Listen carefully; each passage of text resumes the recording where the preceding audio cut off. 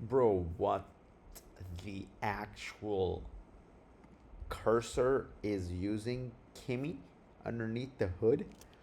And so I just read this tweet and it goes, Cursor is raising at a $50 billion valuation on the claim that its in-house models generate more code than any other LLM in the world. And in less than 24 hours after launching Composer 2, a developer found the model ID in the API response KIMI. Whoops. That's crazy. And, it goes on further and it says, that's Moonshot's AI KIMI 2.5 with reinforcement learning appended. A developer named Finn was testing Cursor's OpenAI compatible base URL when the identifier leaked through the response headers. Moonshot's head of pre-training, Gulandu, confirmed on X that the tokenizer is identical to KIMI's and questioned Cursor's license compliance. Two other Moonshot employees posted confirmations. All three screenshots have been since deleted. And I just got another confirmation. KIMI AI, the official website of KIMI, the Moonshot company, they just said, congrats to the Cursor AI team on the launch of Composer 2.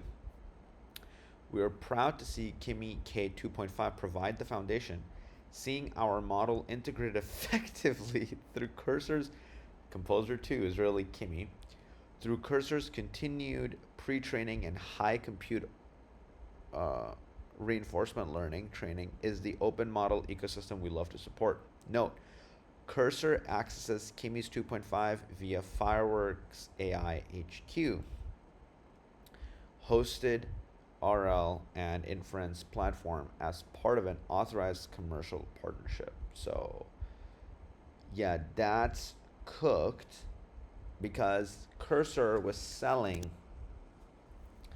their model, Composer model, as this revolutionary thing that was completely their own that they made, and I thought that they did make it. But underneath the hood, they're actually using this, and I think they should have just shared that they were using that instead of like doing something funky like this or not announcing it and then doing it in a sneaky way. So, well, that's crazy.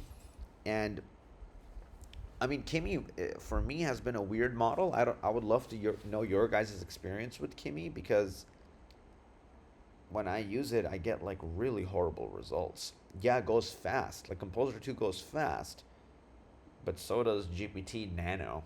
The results are like never good. Maybe for very simple things, if you're like change the color of a button to green, then probably use Composer.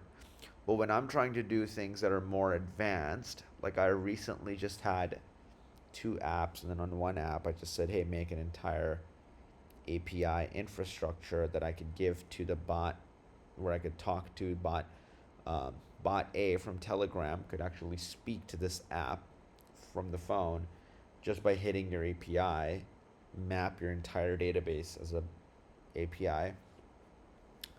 Um, Opus 4.6 one shot at that, but Composer would have been an absolute nightmare because I would have had to spend so much more time debugging it. But anyways, just thought I wanted to share some funny news. There you go. I love you guys. Peace. Oh, would love to know your thoughts in the comments.